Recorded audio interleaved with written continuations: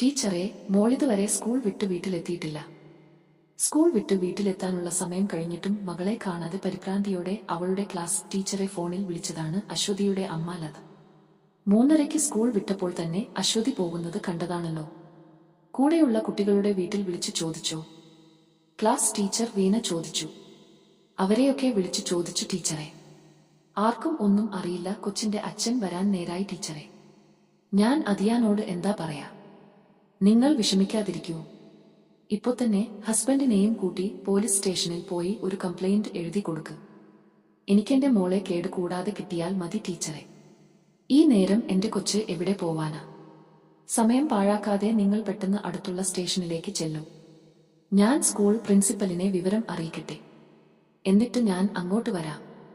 നിങ്ങൾ വിഷമിക്കാതിരിക്കൂ. മോൾക്കൊന്നും വരില്ല. വീണ അവരെ സമാധാനപ്പെടുത്തി. ടീച്ചറോട് സംസാരിച്ച് ലത ഫോൺ വച്ചതും മുറ്റത്ത് മുരളിയുടെ സ്കൂട്ടർ വന്നു നിൽക്കുന്ന ശബ്ദം കേട്ടു. അവർ ഓടി വരാന്തയിലേക്ക് ചെന്നു. എന്താ ലതേ, എന്തു പറ്റി? നിന്റെ മുഖമെന്താ വല്ലാതിരിക്കുന്നത്? ഭാര്യയുടെ കരഞ്ഞു തളർന്ന മുഖം കണ്ട് പരിഭ്രാന്തിയോടെ മുരളി ചോദിച്ചു. ചേട്ടാ, നമ്മുടെ മോള്. അവളിതുവരെ വന്നിട്ടില്ല. ക്ലാസ് ടീച്ചറെയും കൂടെയുള്ള കുട്ടികളുടെ വീട്ടിലും വിളിച്ചു നോക്കി. വൈകുന്നേരം ബെല്ലടിച്ചപ്പോൾ മോൾ സ്കൂളിൽ നിന്ന് പോകുന്നത് അവരെല്ലാരും കണ്ടതാ. അവളെ ടീച്ചർ പോലീസിൽ കംപ്ലയിന്റ് കൊടുക്കാനാ പറഞ്ഞത്. ഇത്രയും നേരായിട്ടും വീട്ടിൽ വരാതെ അവളെങ്ങോട്ട് പോവാനാ? വാച്ചിൽ സമയം നോക്കിക്കൊണ്ട് തളർച്ചയോടെ മുരളി പടിയിൽ ഇരുന്നു. നമുക്ക് വേഗം പോലീസിൽ കംപ്ലയിന്റ് കൊടുക്കാം ചേട്ടാ. നീ വേഗം സാരി മാറി വാ. നമുക്ക് ഇപ്പോ തന്നെ സ്റ്റേഷനിലേക്ക് പോകാം. സാരിയൊന്നും മാറാൻ നിൽക്കുന്നില്ല. നേരം കളയാതെ പെട്ടെന്ന് പോവാം ചേട്ടാ. ധൃതിയിൽ വീട് പൂട്ടി താക്കോൽ പേഴ്സിൽ ഇട്ടുകൊണ്ട് ലത മുരളിക്കടുത്തേക്ക് വന്നു. ഇരുവരും സ്കൂട്ടറിൽ അടുത്തുള്ള പോലീസ് സ്റ്റേഷൻ ലക്ഷ്യമാക്കി വേഗം പുറപ്പെട്ടു. കൂലിപ്പണിക്കാരനായ മുരളിയുടെയും ലതയുടെയും ഏക മകളാണ് +2 പഠിക്കുന്ന അശ്വതി. എന്നും വൈകുന്നേരം സ്കൂൾ വിട്ട് 4:30ക്കും 5:00നും ഇടയിൽ വീട്ടിലെത്തുന്ന മകളെ അന്ന് 6:05 കഴിഞ്ഞും കാണായപ്പോൾ തന്നെ ലത പേടിക്കാൻ തുടങ്ങിയിരുന്നു. പോലീസ് സ്റ്റേഷനിൽ ചെന്ന് SIയെ കണ്ട് മുരളിയും ലതയും മകളെ കാണാനില്ലെന്ന് കംപ്ലയിന്റ് നൽകി. SI അൻവർ പരാതി വിശദമായി വായിച്ചു നോക്കി. മോളുടെ അടുത്ത കൂട്ടുകാരികളോടൊക്കെ അന്വേഷിച്ചോ നിങ്ങൾ? അൻവർ അവരോട് ചോദിച്ചു. ഉവ്വ് സർ. ബസ് സ്റ്റോപ്പിൽ വച്ച് അവൾ വീട്ടിലേക്കുള്ള ബസ് കയറുന്നത് മോളുടെ കൂട്ടുകാരികൾ കണ്ടതാ. അവളുടെ കൂടെയുള്ള കുട്ടികൾ ട്യൂഷൻ കൂടെ പോയിട്ട് വരുന്നതുകൊണ്ട് എന്നും വൈകുന്നേരം ബസ് സ്റ്റോപ്പ് വരെ കൂട്ടുകാരികൾ ഉണ്ടാവും. സ്റ്റോപ്പിന് അടുത്തുള്ളൊരു ട്യൂഷൻ സെന്ററിലാണ് അവർ പഠിക്കുന്നത്. ബസ് കയറിയ മോൾ കവലയിൽ ഇറങ്ങുന്നതൊന്നും ആരും കണ്ടിട്ടില്ലെന്ന് അന്വേഷിച്ചപ്പോൾ അറിഞ്ഞു. അപ്പോഴേക്കും ലതയുടെ കണ്ണുകൾ നിറഞ്ഞുപോയി. അശ്വതിക്ക് ആരോടെങ്കിലും ഇഷ്ടമുള്ളതായി അറിയുമോ? ഇല്ല സർ. ഇതുവരെ അങ്ങനെയുള്ളതായി സംശയമൊന്നും തോന്നിയിട്ടില്ല. കുട്ടിക്ക് സ്വന്തമായി മൊബൈൽ ഉണ്ടോ? ഇല്ല. അവൾക്ക് കൂടെയുള്ള കുട്ടികളെ വിളിക്കണമെങ്കിൽ എന്റെ മുന്നിൽ വച്ചു തന്നെ വിളിച്ചു സംസാരിക്കും. ഹും, ഞങ്ങൾ എന്തായാലും അന്വേഷിക്കട്ടെ. നിങ്ങൾ വീട്ടിലേക്ക് പോയിക്കോളൂ. അൻവർ അവരിൽ നിന്നും അശ്വതിയുടെ ഡീറ്റെയിൽസ് മുഴുവൻ വാങ്ങി വീട്ടിലേക്ക് പറഞ്ഞയച്ചു. രാത്രി ഏകദേശം ഒരു 9 മണിയായപ്പോൾ മോളെ കണ്ടെത്തിയിട്ടുണ്ടെന്ന് പറഞ്ഞു സ്റ്റേഷനിൽ നിന്നും അവർക്ക് കാൾ വന്നു. ആ നേരമത്രയും കരഞ്ഞു തളർന്ന് സകല ദൈവങ്ങളെയും വിളിച്ചു പ്രാർത്ഥിച്ചു കൊണ്ടിരുന്നവർ ആ വാർത്ത കേട്ടപാടെ പുതുജീവൻ കിട്ടിയതുപോലെ സന്തോഷിച്ചു. സമയമൊട്ടും പാഴാക്കാതെ മുരളിയും ലതയും കൂടി സ്റ്റേഷനിലേക്ക് പോയി. തങ്ങളുടെ സന്തോഷത്തിന് നിമിഷങ്ങളുടെ ആയുസ് മാത്രമേ ഉണ്ടാവുള്ളൂ എന്ന് സ്വപ്നത്തിൽ പോലും അവർ ചിന്തിച്ചിരുന്നില്ല. പോലീസ് സ്റ്റേഷന്റെ ഒരു മൂലയ്ക്ക് ഇട്ടിരുന്ന ബെഞ്ചിൽ സ്കൂൾ ബാഗ് മാറോടടുക്കി അശ്വതി ഇരിപ്പുണ്ടായിരുന്നു. അന്ന് ബുധനാഴ്ചയായതുകൊണ്ട് കളർ ഡ്രസ് ആയിരുന്നു അവളുടെ വേഷം. അവൾക്കൊപ്പം 30 വയസ്സ് തോന്നിക്കുന്ന ഒരു പുരുഷനും ഉണ്ടായിരുന്നു. നിങ്ങളുടെ മോള് ദേ ഇവന്റെ കൂടെ ഒളിച്ചോടാൻ ഇറങ്ങി പുറപ്പെട്ടതായിരുന്നു. റെയിൽവേ സ്റ്റേഷനിൽ വച്ചാ രണ്ടിനെയും പൊക്കിയത്. SI അൻവറിന്റെ വാക്കുകൾ കേട്ട് ലതയും മുരളിയും ഞെട്ടിത്തെറിച്ചു. കേട്ടത് ഉൾക്കൊള്ളാൻ കഴിയാനാവാതെ അടുത്ത് കണ്ടൊരു കസേരയിലേക്ക് മുരളി തളർച്ചയോടെ ഇരുന്നപ്പോൾ ലത പാഞ്ഞു ചെന്ന് അശ്വതിയെ തലങ്ങും വിലങ്ങും തല്ലാൻ തുടങ്ങി. എന്ത് കുറവുണ്ടായിട്ടാടി ഞങ്ങളെ ചതിച്ച് നിനക്ക് കണ്ടവന്റെ കൂടെ പോകാൻ തോന്നിയത്? പൊന്നു പോലെയല്ലേടി നിന്നെ ഞങ്ങൾ നോക്കിയിരുന്നത്. നിന്നെ സ്നേഹിക്കുകയും വിശ്വസിക്കുകയും ചെയ്ത ഞങ്ങളോട് ഈ ചതി വേണ്ടായിരുന്നു മോളെ.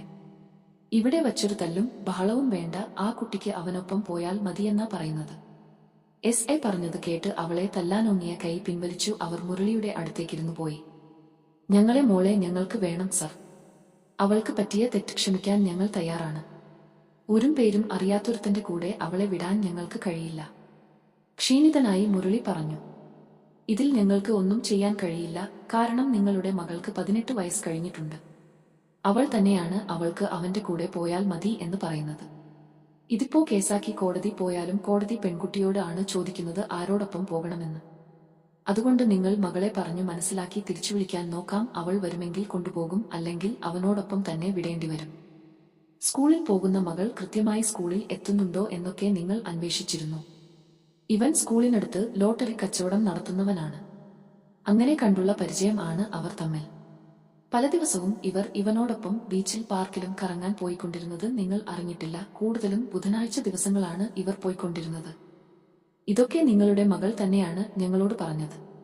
ഇപ്പോ ഈ ഒളിച്ചോട്ടത്തിനുള്ള കാരണം എത്ര ചോദിച്ചിട്ടും അശ്വതി പറഞ്ഞിട്ടില്ല ഞങ്ങളോട്. 3 മാസം മുൻപ് അവൾക്ക് 18 വയസ്സ് തികഞ്ഞതുകൊണ്ട് തനിക്ക് ആരോടൊപ്പം വേണം ജീവിക്കാനുള്ള അവകാശം ഉണ്ടെന്നാണ് അശ്വതി ഇവിടെ കൊണ്ടുവന്നപ്പോൾ ഞങ്ങളോട് പറഞ്ഞത്. ഇനി നിങ്ങൾക്ക് തമ്മിൽ തീരുമാനിക്കാം. പക്ഷേ വഴക്കും ബഹളവും ഒന്നും ഇവിടെ പാടില്ല. ഞങ്ങൾ മാക്സിമം പറഞ്ഞു നോക്കിയിട്ടും നിങ്ങളുടെ മകൾക്ക് യാതൊരു മാറ്റവുമില്ല. അവനോടൊപ്പം പോയാൽ മതി എന്ന് തന്നെയാണ് അവൾ ഇപ്പോഴും പറയുന്നത്. നിങ്ങൾക്ക് അവളെ പറഞ്ഞു മനസ്സിലാക്കി തിരുത്തി കൊണ്ടുപോകാൻ കഴിയുമെങ്കിൽ കൂടെ കൊണ്ടുപോയിക്കോ, അല്ലെങ്കിൽ അവളെ അവളുടെ ഇഷ്ടത്തിന് വിട്ടേക്ക്. അത്രയും പറഞ്ഞിട്ട് എസ് അൻവർ തന്റെ സീറ്റിലേക്ക് പോയി ഇരുന്നു. ഒരു പേരും അറിയാത്ത ഇവന്റെ കൂടെ നീ എന്ത് ധൈര്യത്തിലാ മോളെ പോകുന്നത്? നിനക്ക് പറ്റിയ തെറ്റ് ക്ഷമിക്കാൻ ഞങ്ങൾ തയ്യാറാണ്. നീ ഞങ്ങളുടെ കൂടെ വാ. മുരളിയും ലതയും കരഞ്ഞുകൊണ്ട് മകളുടെ കാല് പിടിച്ചു പറഞ്ഞു. അച്ഛനും അമ്മയും എന്നോട് ക്ഷമിക്കണം. കഴിഞ്ഞ 2 വർഷമായി ഞങ്ങൾ തമ്മിൽ പ്രണയത്തിലാണ്. ഈ ബന്ധം നിങ്ങൾ ഒരിക്കലും അംഗീകരിച്ചു തരില്ലെന്ന് എനിക്കറിയാം. പക്ഷേ എനിക്ക് സുനിയേട്ടൻ ഇല്ലാണ്ട് ജീവിക്കാൻ കഴിയില്ല. എനിക്ക് 3 മാസം മുമ്പ് 18 വയസ്സ് കഴിഞ്ഞില്ലേ? അതുകൊണ്ട് എനിക്ക് എന്റെ ഇഷ്ടത്തിന് ആരോടൊപ്പം വേണമെങ്കിലും ജീവിക്കാനുള്ള അവകാശമുണ്ട്. മാത്രമല്ല ഞാനിപ്പോൾ 1.5 മാസം ഗർഭിണിയാണ്. സുനിയേട്ടന്റെ വീട്ടിൽ ഞങ്ങളുടെ ബന്ധം അറിയാം. അവർക്ക് യാതൊരു എതിർപ്പും ഇല്ല. ഞങ്ങളെ ഞങ്ങളുടെ ഇഷ്ടത്തിന് ജീവിക്കാൻ അനുവദിക്കണം. സുനിയേട്ടൻ ആകെ സുഖമില്ലാത്തൊരു അമ്മ മാത്രമേ ഉള്ളൂ. നിങ്ങളുടെ ആരുടെ കൺവെട്ടത്ത് വരാതെ ഞങ്ങൾ ജീവിച്ചു കൊള്ളാം. ആരെയും കൂസാതെയുള്ള അശ്വതിയുടെ വാക്കുകൾ കേട്ട് എല്ലാവരും ഞെട്ടി. +2 പഠിക്കുന്ന തന്റെ മകൾ ഗർഭിണിയാണെന്ന് അറിഞ്ഞു ആ അമ്മയുടെയും അച്ഛന്റെയും ഹൃദയം കഠിനമായി നൊന്തു. ചെയ്ത തെറ്റ് അല്പം പോലും കുറ്റബോധം ഇല്ലാതെയുള്ള അശ്വതിയുടെ സംസാരം അവരെ തളർത്തി. തങ്ങളുടെ ഒരേയൊരു മകളാണ് ഇത്തരത്തിൽ അധികാരം പറഞ്ഞ് കണ്ടവന്റെ കൂടെ പോകാൻ നിൽക്കുന്നത്. നീ എന്ത് ഭ്രാന്താണ് വിളിച്ചു പറയുന്നത്? നിന്നെക്കാൾ എത്ര വയസ്സിന് മൂപ്പുണ്ട് ഇവൻ? നിന്ന് മടുക്കുമ്പോൾ ഇവൻ നിന്നെ കളഞ്ഞിട്ട് പോകും. നിനക്ക് ഞങ്ങളുടെ കൂടെ വന്നൂടെ? വെറുതെ നിന്റെ ജീവിതം നീ തുലക്കരുത്. ലത അവളോട് കെഞ്ചി. മുരളിയും ലതയും മകളുടെ കാലു പിടിച്ച് പറഞ്ഞിട്ടും അവളുടെ തീരുമാനത്തിന് മാറ്റം ഉണ്ടായിരുന്നില്ല. മകളെ അങ്ങനെ വല്ലവനും വിട്ടുകൊടുക്കാൻ താല്പര്യമില്ലാത്തതുകൊണ്ട് ഇരുവരും അവളെ വിട്ടുകിട്ടാൻ പോലീസിന് കേസ് നൽകി. പക്ഷേ കോടതിയിൽ അശ്വതി തനിക്ക് ഇഷ്ടപ്പെട്ടവരുടെ കൂടെ പോകാനാണ് താല്പര്യം എന്ന് പറഞ്ഞപ്പോൾ അവളുടെ തീരുമാനത്തെ കോടതി അംഗീകരിച്ചു കൊടുത്തു. കോടതിയിൽ നിന്നും ഇറങ്ങുമ്പോൾ സുനിയുടെ കൈയും പിടിച്ചു പോകുന്ന സ്വന്തം മകളെ കണ്ട് അച്ഛനും അമ്മയും ഹൃദയം പൊട്ടിക്കരഞ്ഞു. അച്ഛനെ അമ്മയെയും ചതിച്ചു കാമുകന്റെ കൂടെ പോയിട്ടും അവൾക്ക് നല്ലൊരു ജീവിതം ലഭിച്ചില്ല. ഗർഭിണിയായ അവളെ മടുത്തു കഴിഞ്ഞപ്പോൾ അവൻ അവളെ വഴിയിൽ ഉപേക്ഷിച്ചു കടന്നു കളഞ്ഞു. ഒടുവിൽ നിറവൈരോടെ അശ്വതി തന്റെ അച്ഛനെയും അമ്മയെയും തേടിയെത്തി. പക്ഷേ പ്രസവത്തോടെ അശ്വതി ഒരു പെൺകുഞ്ഞിനെ നൽകി മരണമടഞ്ഞു. മരിക്കും വരെ തങ്ങളുടെ ഏക മകളെ ഓർത്ത് കരയാനായിരുന്നു അവർക്ക് വിധി. എങ്കിലും മകളുടെ ഓർമ്മയ്ക്കായി അവൾ നൽകിയ മാലാഖ കുഞ്ഞിനെ അവർ പൊന്നുപോലെ നോക്കി വളർത്തി. ഈയൊരു ഗതി ഒരു അച്ഛനും അമ്മയ്ക്കും ഉണ്ടാകരുത് എന്നായിരുന്നു മരണം വരെ അവരുടെ പ്രാർത്ഥന.